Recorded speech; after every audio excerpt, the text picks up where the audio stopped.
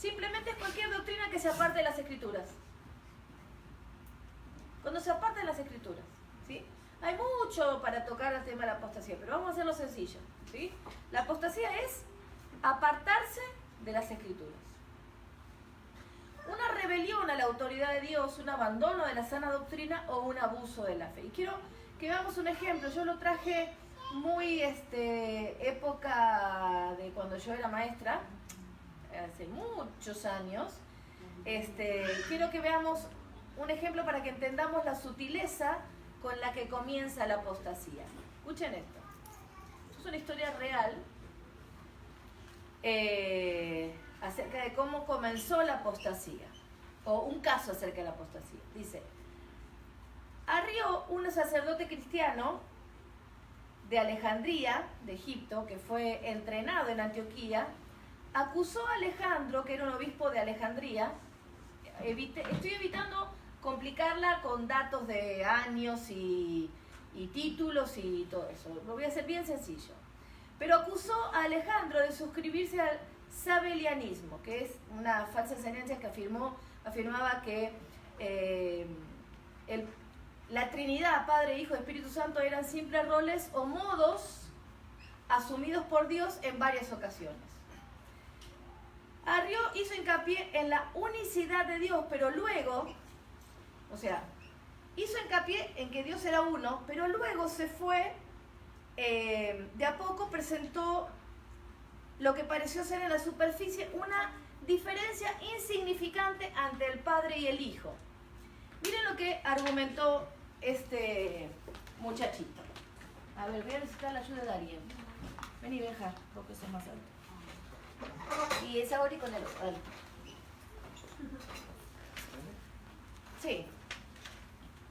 No, el otro va primero. Vos tenés este. Esto va así, ¿eh? Acá arriba y acá abajo. No.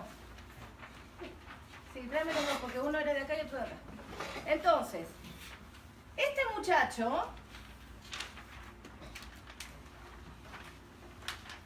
sí, lo vamos a pegar ahí arriba, decía que, primero pega uno arriba, ¿podés? ¿Acá arriba? No, acá en el pizarrón.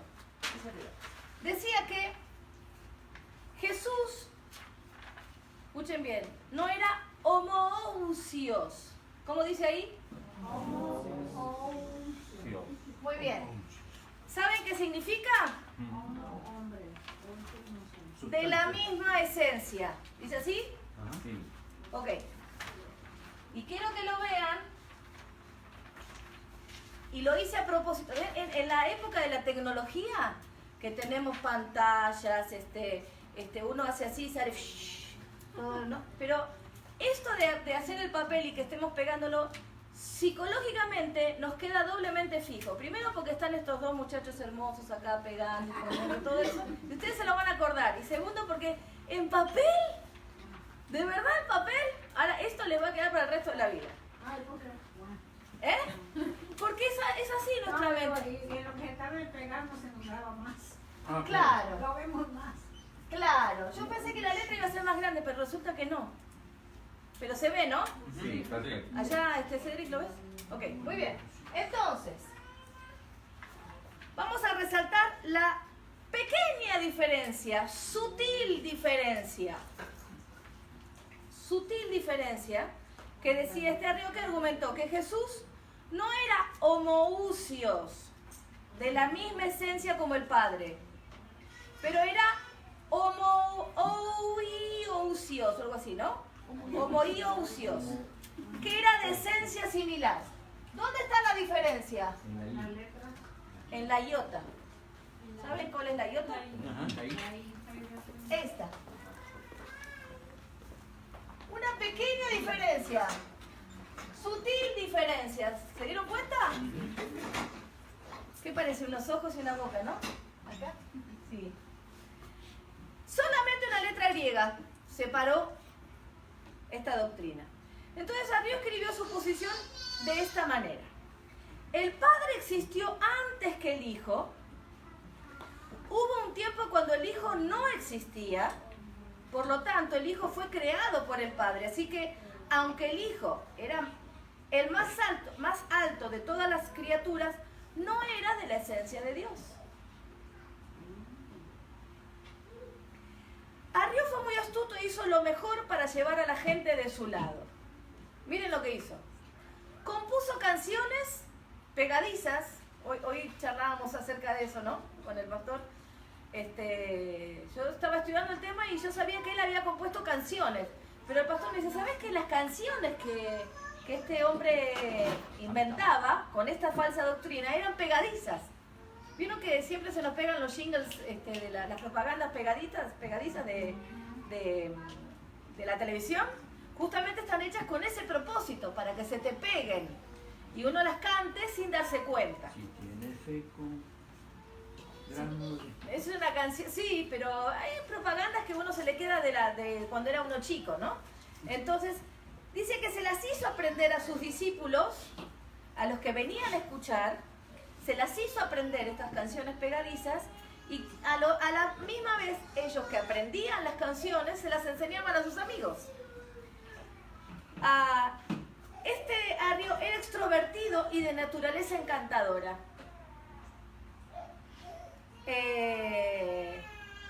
Y por su posición reverenciada como un predicador renombrado se había hecho la fama de que él vivía en una negación de sí mismo con un sustento noble y pobre. Estas características contribuyeron también a la causa de proliferar, o sea, de publicar y desviar la sana doctrina. O sea, que él utilizaba absolutamente todos sus recursos para que estas dos doctrinas se separaran sutilmente. Y así es como se representó la primera forma de apostasía, una negación de verdades cristianas fundamentales, como por ejemplo la divinidad de Cristo, que comienza un descenso hacia una desviación completa de la fe. Una creencia herética se convierte en una enseñanza herética. Una creencia herética se convierte en una enseñanza herética, que divide y crece hasta contaminar todos los aspectos de la fe de una persona. Y entonces se logra la meta de Satanás, que es un total alejamiento del cristianismo. A veces pareciera que usamos palabras difíciles, ¿no es cierto? Pero la verdad es que necesitamos aprender a manejarnos con un lenguaje, con un nivel un poquito cada vez más superior, para que podamos ir indagando más, escudriñando más, buscando más en las profundidades de la palabra del Señor, ¿no? Así que para que no nos quedemos con que esto último no lo entendí, se los hago sencillo. Lo que hizo Arrio, o sea, el ejemplo que les di, es cómo comienza la desviación de una sana doctrina. Con una pequeña negación o una duda.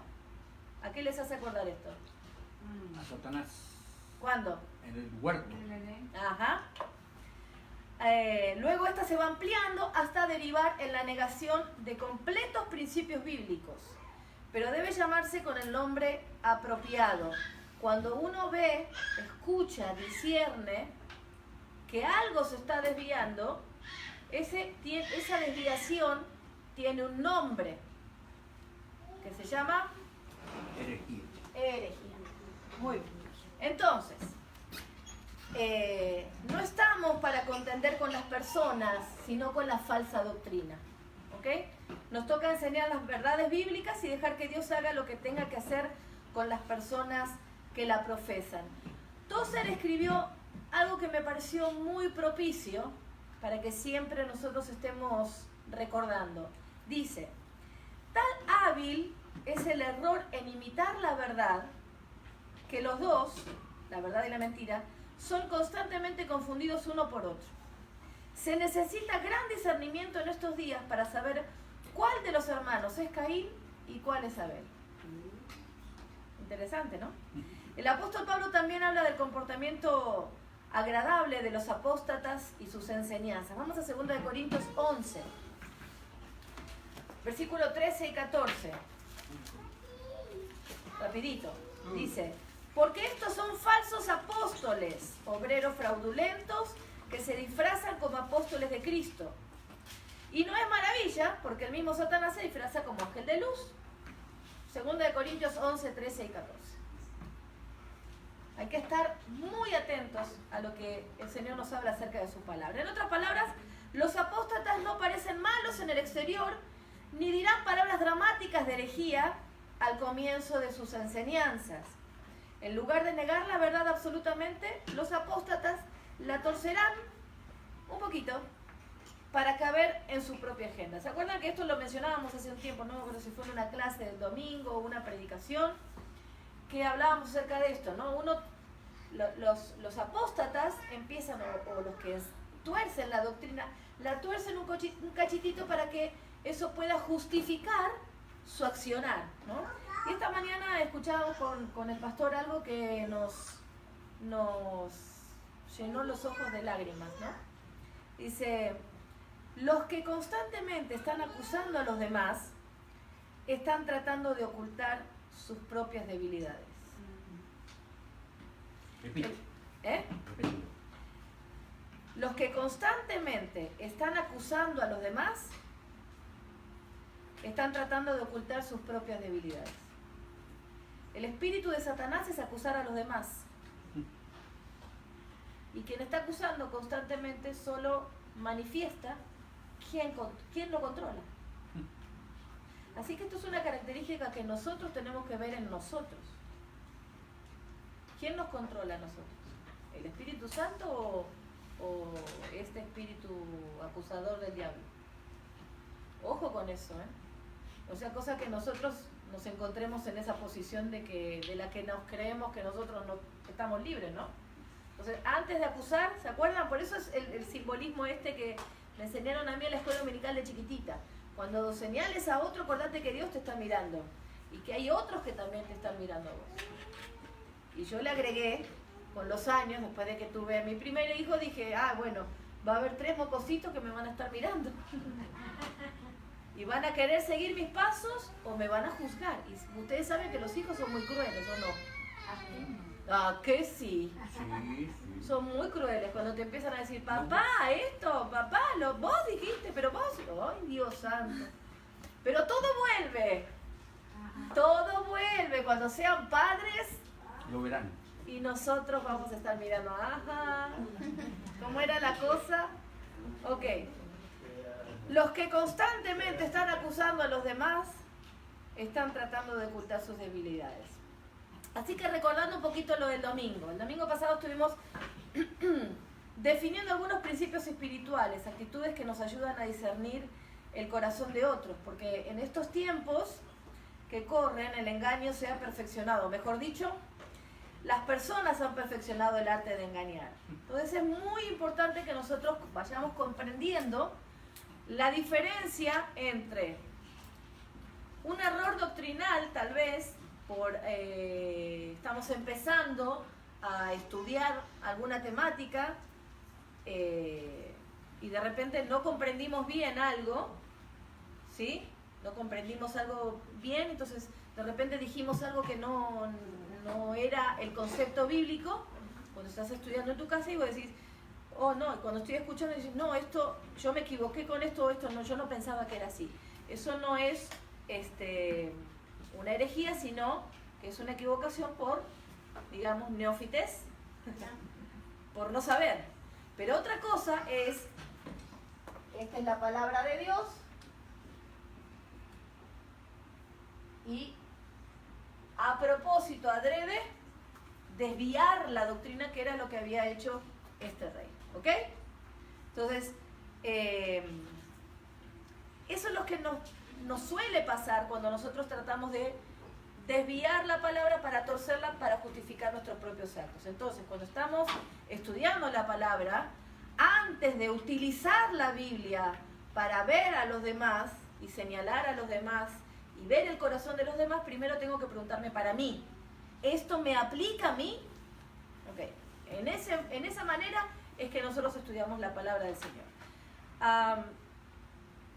Muy bien, la palabra de Dios nos revela que el discernimiento es una habilidad que todos debiéramos poseer, pero que no necesariamente todos tenemos.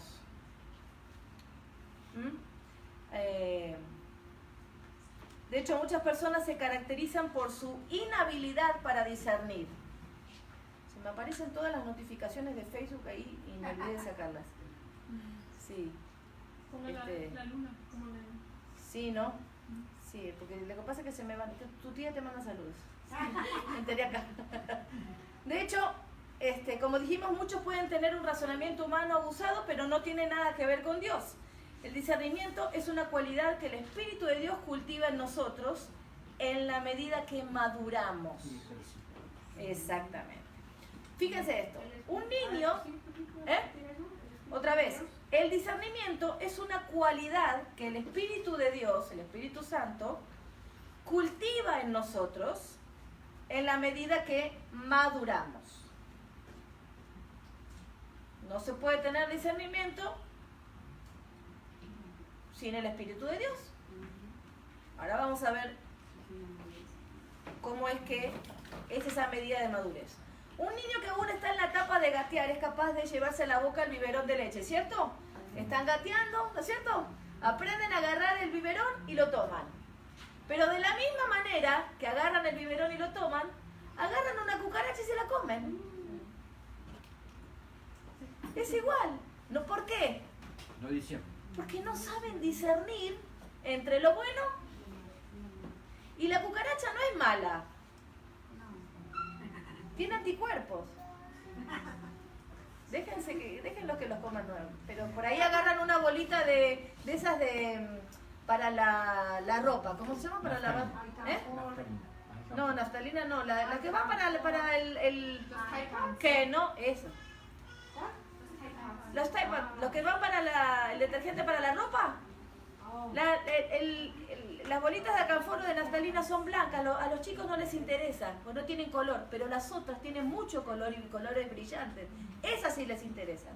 Entonces, lo mismo que agarran un biberón de leche o comida, agarran esos paquetitos y se los tragan. Es veneno para los bebés. Entonces, no sabe discernir entre una cosa y la otra. Esto sería similar a lo que pudiera ocurrir con un cristiano no maduro.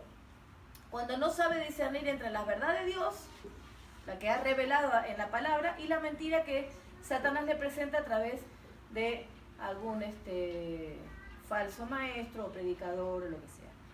El texto de Hebreos dice que aquellos que comen el alimento sólido, las enseñanzas más profundas, tienen la habilidad para discernir las cosas espirituales. Esas enseñanzas profundas de las Escrituras tienen el poder para poner en funcionamiento algo en nuestro corazón y en nuestra mente que nos ayude a ver la verdad, aunque otros no la distingan. Miren, cuando nosotros escudriñamos la palabra, estudiamos la palabra, lo que sucede es que algo pasa en nuestro interior que nosotros nos empezamos a dar cuenta de cosas que antes no nos dábamos cuenta. Que uno dice, pero ¿cómo esto no lo ves? ¿Cómo esto no lo entendés? Pues, ¿por qué? Porque uno estudia y el otro no. Uno busca al Señor y el otro no. Uno tiene discernimiento espiritual y el otro tiene un razonamiento humano. Por más que sea muy inteligente, las cosas espirituales no las va a entender. Un sinónimo de discernimiento: comprender, entender, juzgar, aclarar, apreciar, distinguir. Por contraposición, un antónimo es confundir, embrollar, ignorar, malinterpretar y equivocar. O sea que el que discierne, aclara, aprecia, distingue, comprende, entiende y puede juzgar. El que no, confunde, ignora, malinterpreta y equivoca. Son dos posturas completamente diferentes. Así que el mismo texto de Hebreos hace referencia a los que todavía están consumiendo leche, que están todavía en necesidad de las cosas básicas del Evangelio y no tienen entonces la capacidad de discernir correctamente. De hecho, este grupo que alude el autor de Hebreos, lamentablemente había retrocedido, no avanzado. Fíjense en el versículo 12 que dice: porque debiendo ya ser maestros, después de tanto tiempo, tenéis necesidad de que se os vuelva. Significa que ya habían estado ahí, retrocedieron y hay que volver a enseñar cuáles son los primeros rudimentos de la palabra de Dios, que habéis llegado a ser tales que tenéis necesidad de leche y no de alimento sólido. Cuando nosotros estamos progresando, si eventualmente se detiene, va a comenzar a regresar. ¿Nunca les pasó que cuando salieron a caminar por primera vez, empezaron a salir a caminar y vieron el terreno, hacer todo el camino que hay que hacer, y dijeron, hicieron un poquitito y dijeron, ay, hasta allá? Ay, como que, ok, hago un poquitito más, llegas hasta ahí y bueno, hasta acá, mañana llego hasta allá. ¿Y volvés? A mí me ha pasado mucho. Entonces me subí a la cinta nada más, porque como ahí no hay distancia que mirar, entonces el tema es que cuando uno se detiene, eventualmente no es para continuar, es para retroceder. Entonces, si no se avanza, se retrocede, se comienzan a tomar atajos y se vuelve exactamente al punto de partida. Tal vez tenga que ver con el sobreesfuerzo que hay que hacer para avanzar cada tramo, y que algunos no están dispuestos a hacer ese sobreesfuerzo porque se han acostumbrado solo a obtener el resultado. ¿Sabe cómo uno se da cuenta cuando se detuvo? Cuando voy a pasar los otros. También. Pero en la iglesia, fíjense en lo espiritual, hagan esta evaluación para ustedes mismos. Solo estudian la palabra o sienten que estudian la palabra cuando escuchan las predicaciones. Ya sea en una reunión o eventualmente cuando ven algún tema interesante en el título de un video. Eso es detenerse. Escucho cuando vengo los miércoles, los viernes, los domingos. Nada más. Estudio por la presión de el estudio de Tito que hacemos los domingos. Eso es avanzar hasta ahí. Eventualmente, si seguimos así, en esa condición de solo escucho cuando estoy en la iglesia, eventualmente vamos a retroceder. Y eso es un peligro. Otra manera de darnos cuenta si vamos a retroceder o estamos en ese punto de quiebre de retroceder es: todos estamos muy contentos que venimos a la reunión, escuchamos la palabra, cantamos, estudio la Biblia. Fíjense lo que les digo, estudio la Biblia en casa, pero eso de salir a predicar, no tengo el don. Eso es detenerse, porque no es un don predicar. ¿O alguno sabe que es un don? ¿Está en la Biblia, pastor? ¿El don de predicar es un don? No, una cosa es evangelismo. Ir por todo el mundo y predicar el evangelio, es una obra. Entonces no se trata de que nosotros tengamos el don o tengamos ganas siquiera. Eso no es orden. Si nosotros ponemos excusa para predicar, estamos ahí, en el punto de quiebre para retroceder, porque es un sobreesfuerzo que tenemos que hacer.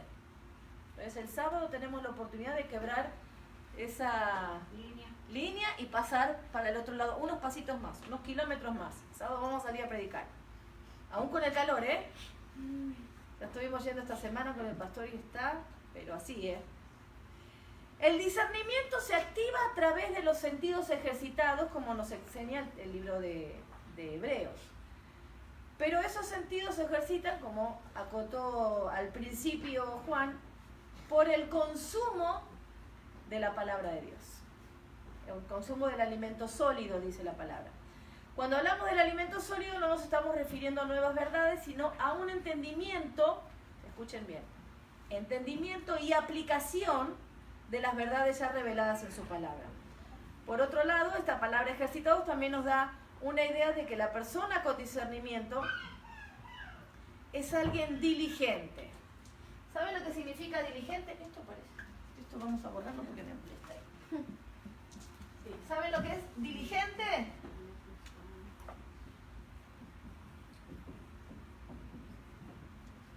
¿No?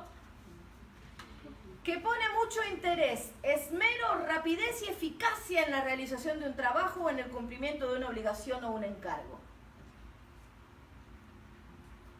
¿Sí? Que por tanto está acostumbrado al estudio de la palabra. Una persona diligente, dice, estudia la palabra. No solamente estudia la palabra, la persona diligente, sino que medita en la palabra. ¿Cuál es la diferencia entre estudiar y meditar? Estudiar es el ejercicio, es el esfuerzo de sentarse a estudiar para comprender y aprender algo. Y la meditación es la consideración de algo con atención y detenimiento para lograr aplicarlo en la vida. O sea, yo me siento a estudiar, me pongo a hacer este ejercicio de estudio, pero también medito en eso. ¿Para qué? ¿Por mero conocimiento? No. Cuando uno se pone a meditar en algo es para absorberlo y aplicarlo. ¿Ok? Es a través del estudio y de la meditación profunda de la palabra de Dios que el creyente se ha visto en necesidad de aplicar lo aprendido a situaciones de la vida diaria. Eso es obediencia. Y la obediencia nos ha permitido llegar a tener los sentidos ejercitados para diferenciar la verdad del error. No el estudio de la palabra, sino la obediencia. La obediencia a la palabra de Dios es lo que nos hace tener discernimiento. Por eso es que muchos se quedan en ser estudiosos. Muchos estudian, conocen mucho de la palabra, pero son solo oidores. Aquel que logra tener discernimiento es aquel diligente que se puso a estudiar la palabra y la puso en práctica. Fue obediente. Si no somos obedientes, somos solamente estudiosos de la palabra.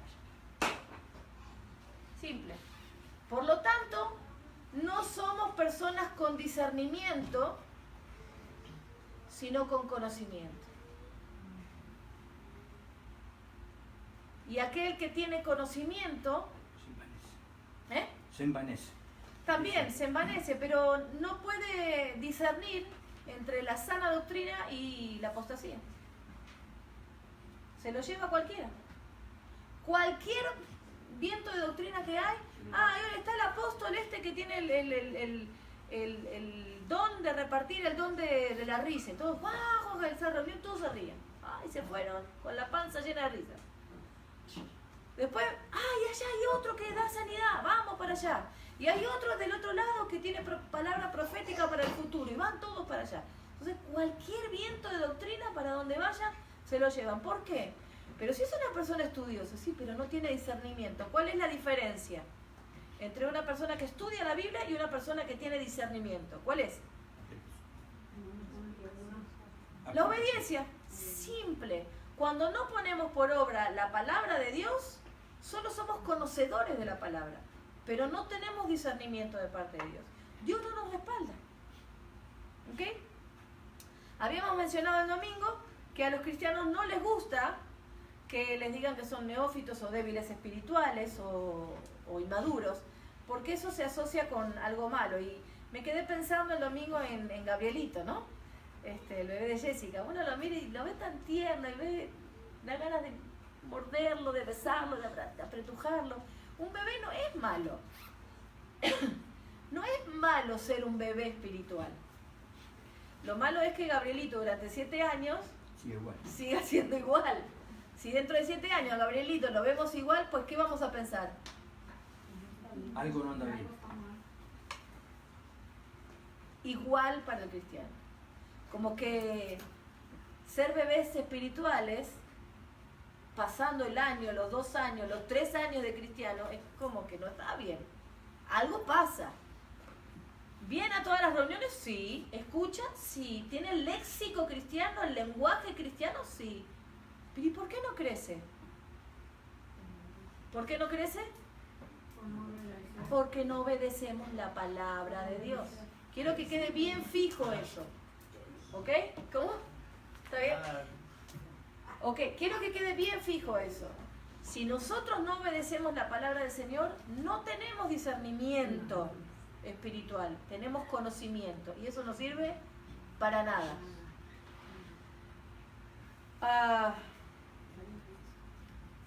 También habíamos dicho que la búsqueda del reino de Dios y su justicia no es pasiva, sino activa, minuciosa, detallada, con una actividad más allá de lo normal. ¿Sí?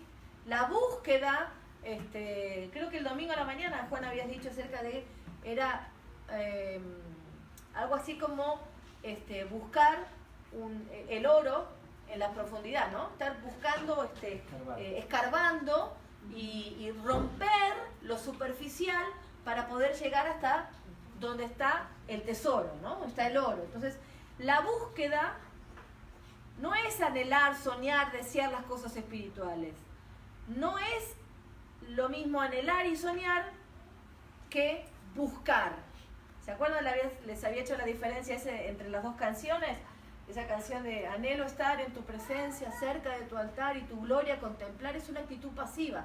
El contemplar es mirar, es estar frente a algo, un paisaje hermoso, una película, cualquier cosa, pero mirar es una actitud pasiva. El buscar tiene que ver con una actividad y el buscar el reino de Dios y su justicia es una actividad mayor a lo normal.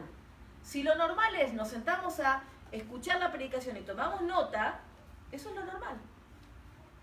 El minar, ponerle minas, explosiones a la palabra significa que me siento, hago un sobreesfuerzo para buscar el reino de Dios y su justicia, para indagar en la palabra del Señor. Entonces, el maduro en la fe,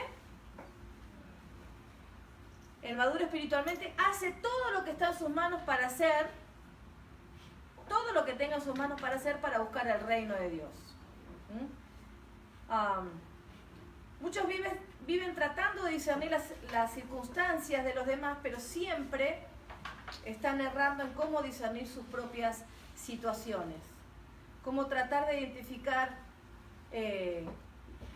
la paja en el ojo ajeno si nosotros no podemos ni siquiera ver que tenemos una viga en el nuestro. Entonces, es necesario que nosotros nos pongamos a estudiar, a aplicar para poder discernir. Así que en Romanos 12, Pablo nos dejó pensando, ustedes se creen muy bonitos, ¿no? ¿Cierto? Así que vamos a vernos en el espejo qué tan bonitos sois. Dijo Romanos 12, vamos a Romanos 12.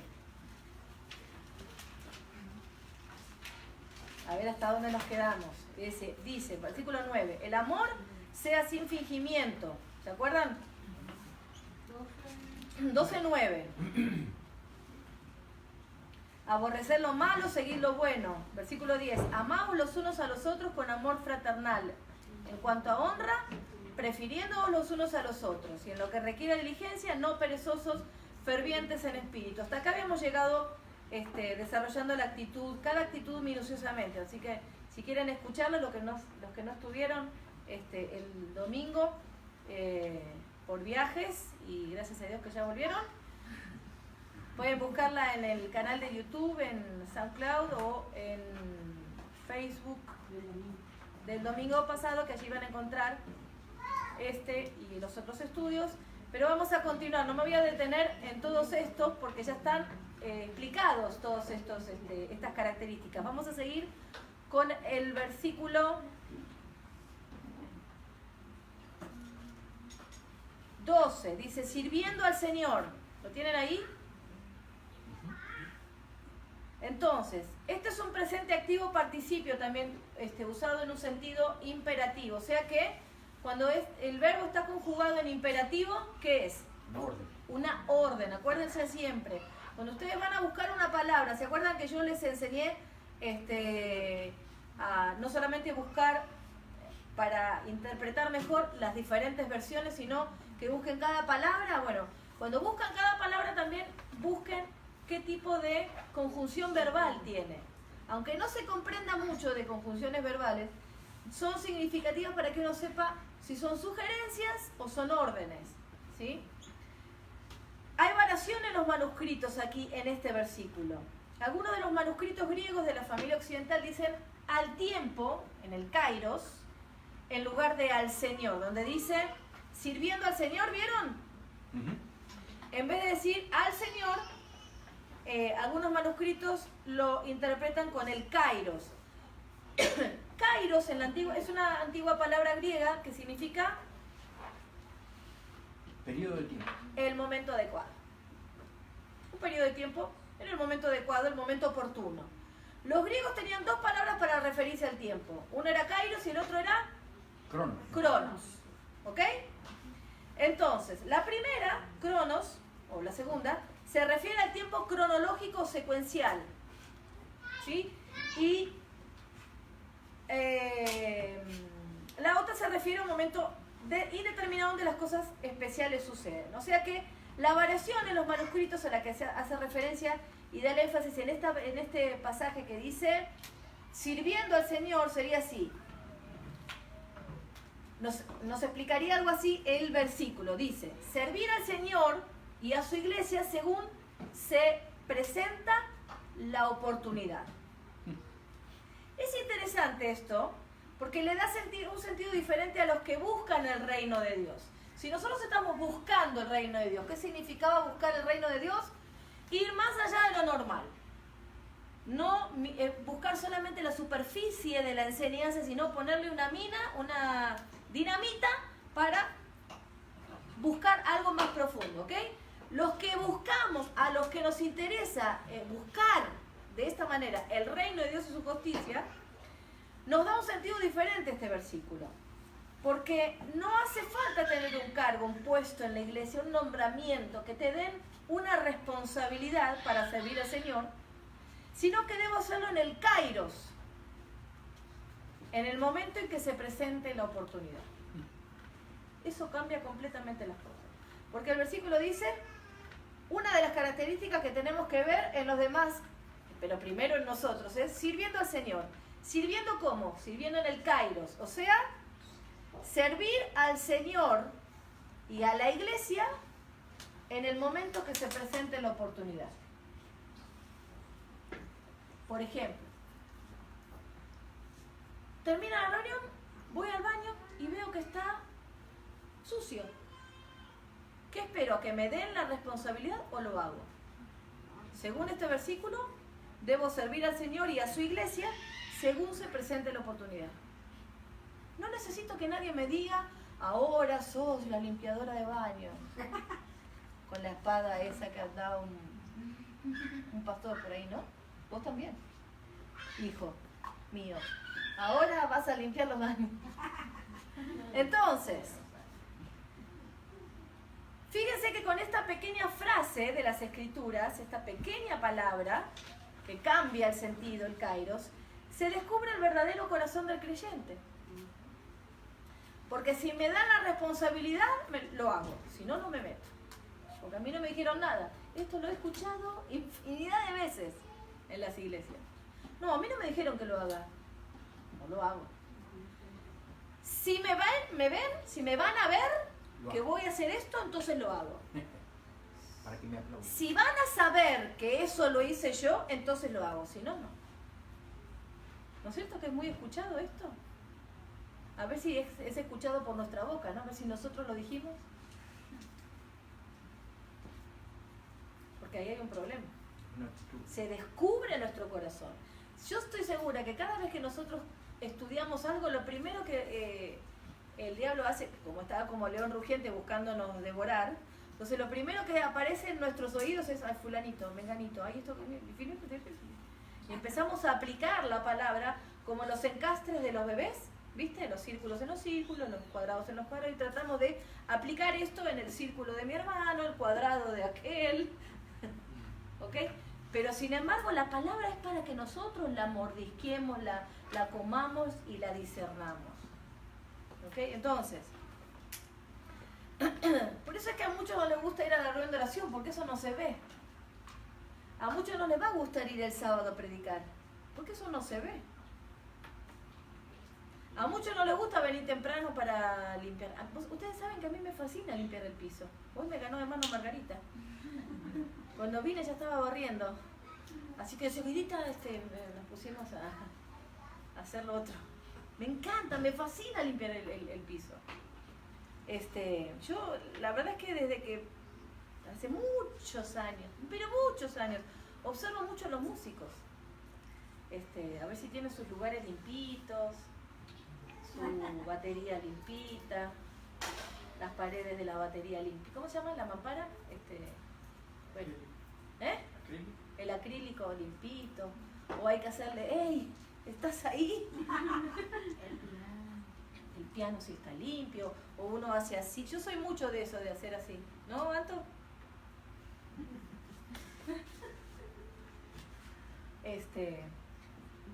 Si, por ejemplo, mira, ustedes saben que por años... ¿Cuántos años lleva Benja en la iglesia ya? ¿5? Fácil, 4 años y medio, que el que sacaba la basura siempre era Benjamín. ¿Cierto?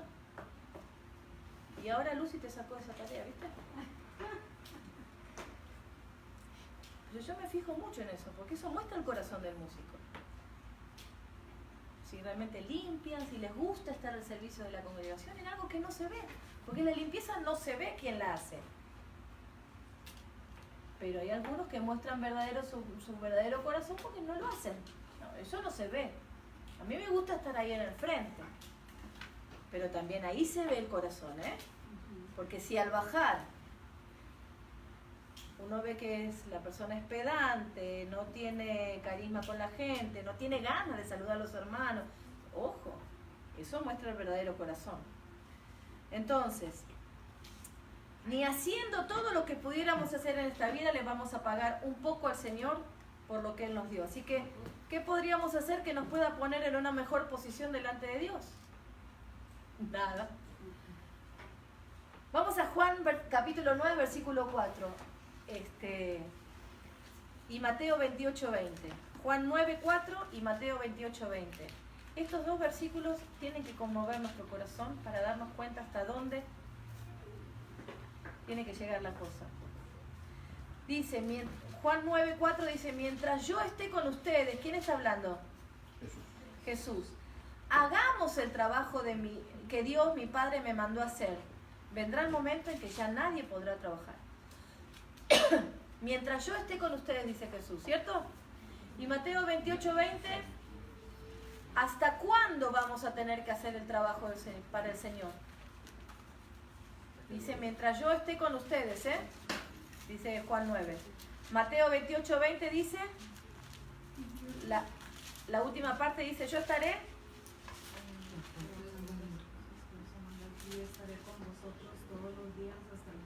¿Y hasta cuándo entonces va a estar con nosotros Jesús? Hasta el fin. Hasta el fin del mundo. Hasta el último día del mundo o hasta el último día de nosotros en este mundo.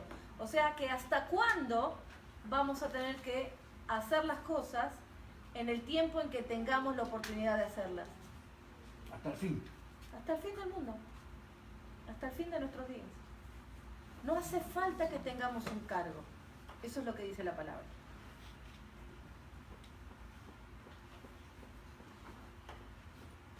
Dice Romanos 12:12, gozosos en la esperanza, sufridos en la tribulación, constantes en la oración. Versículo 13, estamos en Romanos 12, ¿eh?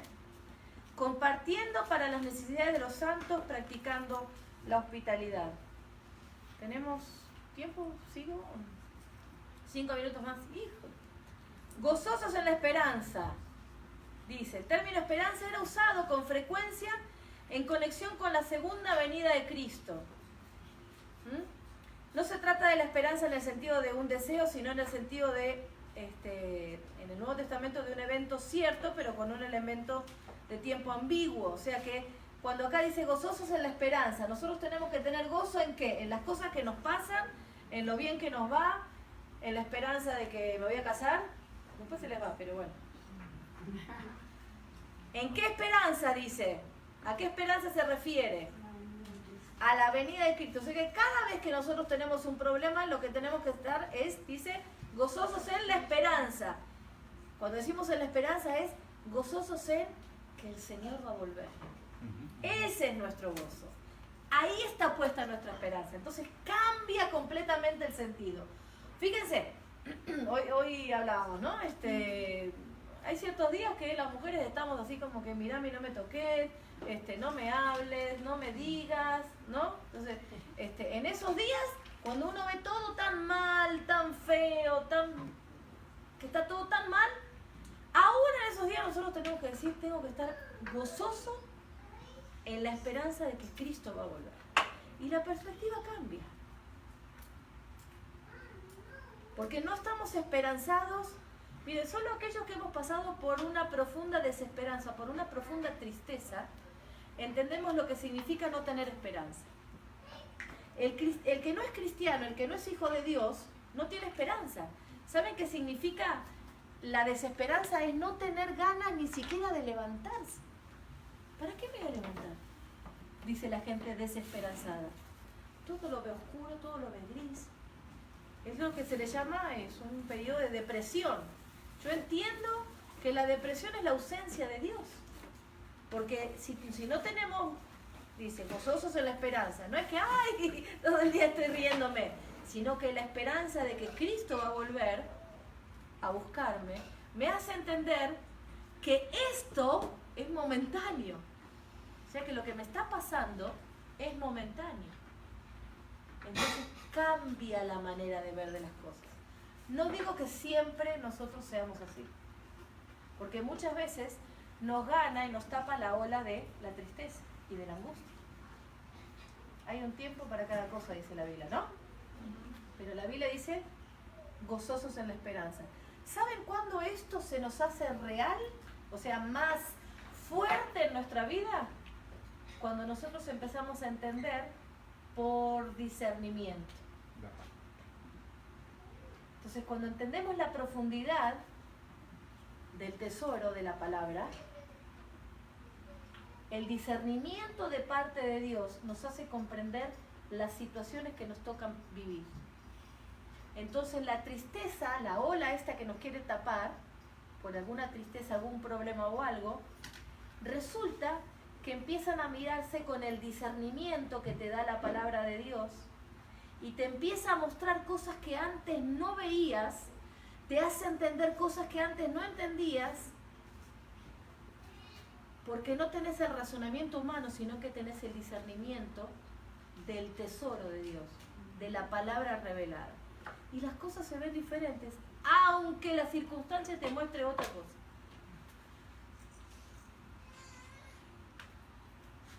Qué lástima, no me da el tiempo, pero el viernes hay tantos testimonios, tantas cosas que nos han dejado la marca con los profetas, con los apóstoles, de la manera en la que ellos murieron, de la manera en la que ellos vivieron, que nos hace discernir que nosotros lo que tenemos hoy en día no es nada comparado con ellos. Pero esta palabra de gozosos en la esperanza, vamos a Santiago 5:7, no me quiero pasar mucho. Santiago 5:7.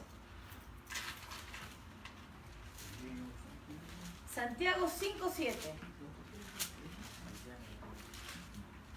Por tanto, hermanos, ¿qué dice? Santiago 5:7. Por tanto, hermanos, Tener paciencia. Tener paciencia, ser pacientes hasta La venida del Señor. la venida del Señor. Y ahí busquen 1 de Tesalonicenses 5, Hechos 1:9. Hay tantos pasajes que nos dan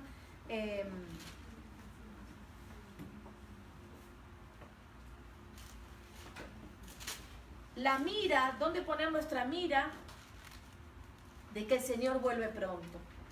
En Apocalipsis 22:12 dice, aquí yo vengo pronto y mi recompensa está conmigo para recompensar a cada uno según sea su obra. Creo que Pablo aquí, en pocas palabras, nos está diciendo, no finjan ser algo que no son, ámense de verdad. Desde el versículo 9, en el capítulo 12 de Romanos, dice, aborrezcan lo malo, porque de otra manera no pueden decir que son de Dios. Aunque les cueste, aunque esto les vaya a costar, a sus amigos más queridos, aunque se queden solos, no pueden amar el pecado ni a aquellos que lo hacen. Sean diligentes, hagan las cosas con interés. Escuchen bien, eso es lo que dice el versículo. Hagan las cosas con interés, con esmero, con rapidez, con eficacia, sirviendo al Señor en cualquier oportunidad y en cualquier tiempo que se les presente. y termina diciendo esa parte del versículo, dice, porque ya viene el Señor a buscarnos.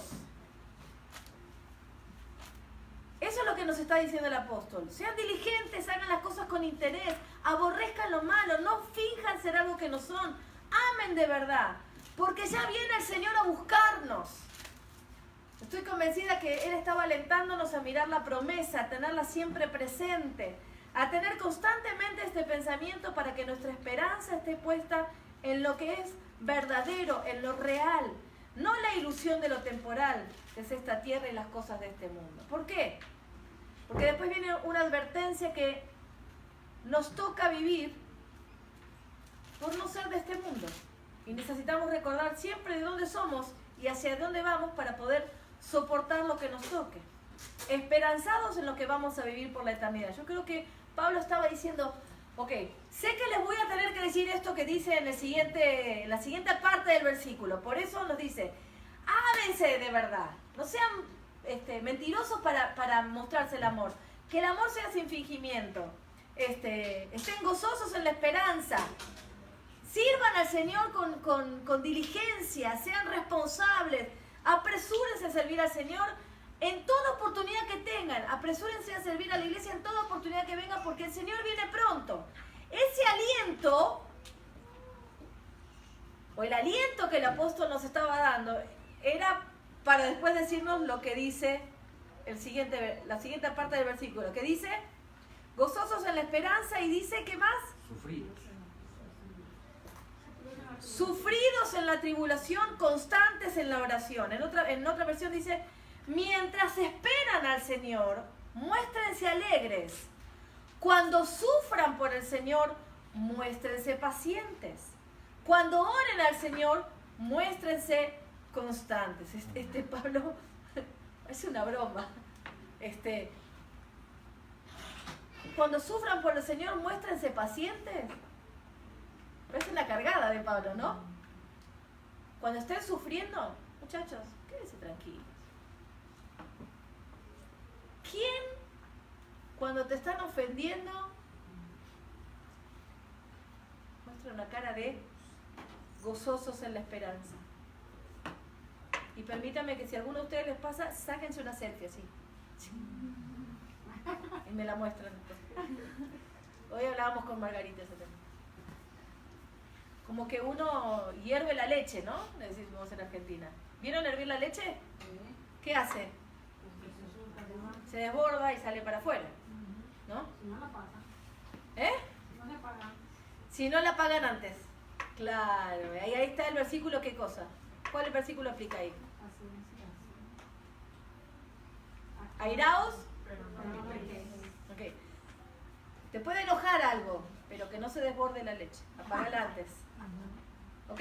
Muy bien. Pablo, así que este es un versículo que a algunos cristianos nos causa risa o enojo, o alguna de las dos. Dependiendo del nivel espiritual que tengamos. No le voy a preguntar qué le causó, ¿no? Pero para no exponer su inmadurez o madurez. Solo vamos a decir que depende de la perspectiva con la que miramos, será nuestra visión de las cosas. Vamos a dejar acá porque lo que sigue, si no, no me voy a poder parar, no me voy a contener. Porque hay una enseñanza tan rica en estos versículos. Pero quedémonos con este pasaje. Mientras esperan al Señor, muéstrense alegres. Sirvan al Señor en toda oportunidad que tengan. No esperen a que alguien les diga. Cuando sufran por el Señor, muéstrense pacientes. Y cuando oren al Señor, muéstrense constantes. Amén. Amén. Vamos a ponernos de pie y orar.